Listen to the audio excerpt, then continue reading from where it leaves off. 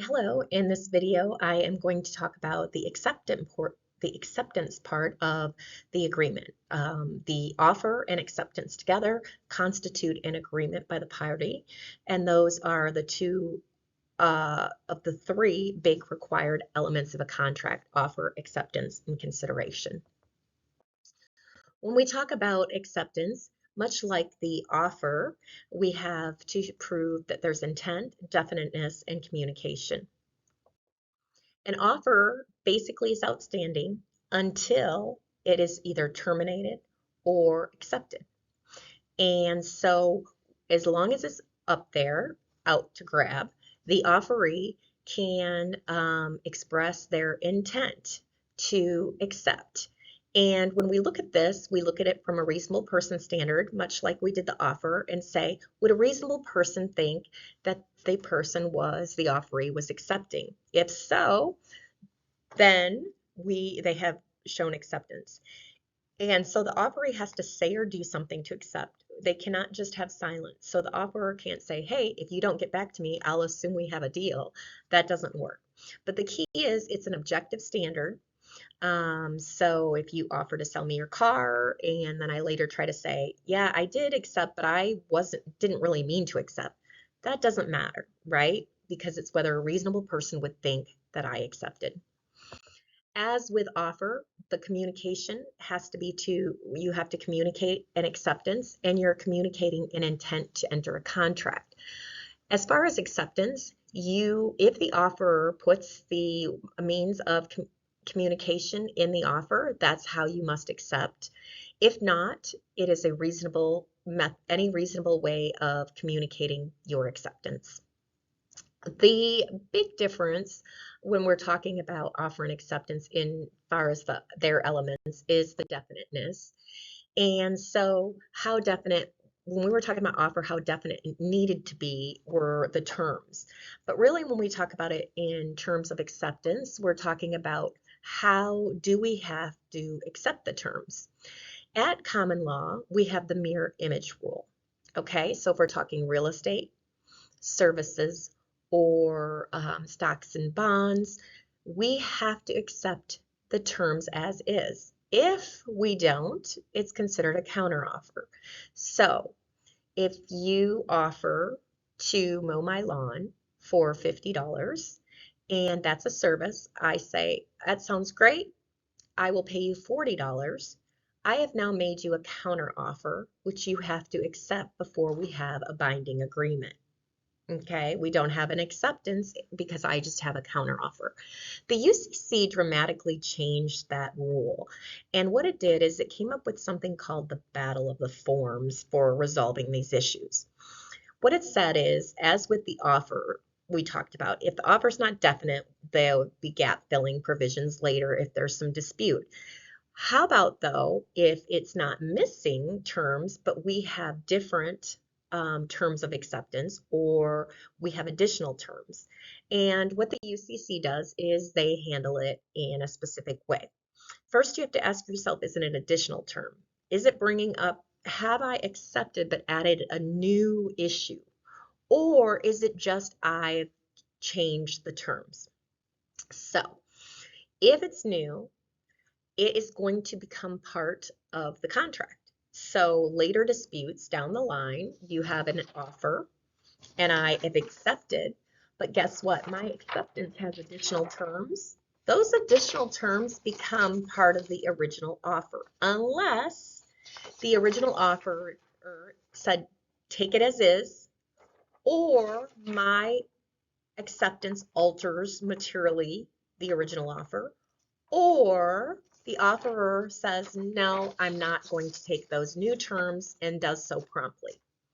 That's for new terms. If it's different terms, basically, if a dispute comes up and we find out there's different terms, they're going to say, yeah, there was still a contract, but we're going to cancel out those different contracts or different terms.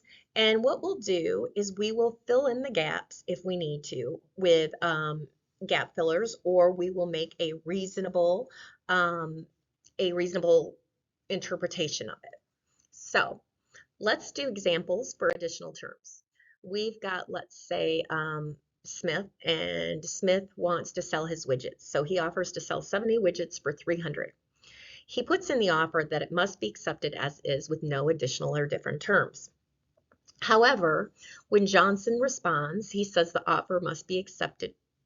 He gets the whole acceptance, which is including the offer must be accepted, but he adds Smith to deliver. And Smith specifically said what? You have to accept it is. So since he insisted on it, this is no contract. Let's now say that Smith says, I will sell you 70 widgets for $300. He sends that over to Johnson, and Johnson changes and says, well, that's fine, but Smith will include service on widgets for 12 months. This materially alters the original offer because service on widgets for 12 months is something pretty big to add to it. So in this case, we would have no contract. The other way is if Smith makes an offer and for 70 widgets for $300 and it doesn't materially alter and it says Smith to deliver. Okay, this is an example where if Smith does not object promptly, it will just become part of the contract. Okay, however, if Smith comes back and says, I can't do that promptly, then there's no contract. So basically the general rule is Smith to deliver would be part of the contract unless what? He comes back and says he can't do that. Or like we said before, it was included that no changes can be made, or if it materially altered the contract. But what about different terms? Okay, we're seeing adding of terms, but what if we have different terms? So let's say 70 widgets for $300 and Smith is going to deliver them in 90 days. What happens if the Johnson gets it and says, well, I need them in 30 days, so I'm gonna make sure we get that done. What happens to that? Because it's different, all it is changing the number of days. What the court's going to say, if there is a dispute with that, we're going to knock those out. We'll knock both of those out and we'll try to come together and fill it with the gap filling provisions, or we'll look at the customary time of delivery in situations like this to try to make the contract happen. So as you can see, the battle of the forms when you have additional terms or different terms under the UCC is courts trying to keep the core of a contract together. We still, in all of these examples, have the core 70 widgets for $300. The question is, if my form says you're going to deliver it one time and your form says it's going to deliver another, what do we do if there's a dispute regarding it?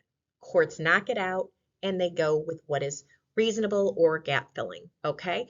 And if it's additional terms, then depending on one of those, if it doesn't have one of those three exceptions, it's deemed to be in the actual contract as a part of the acceptance.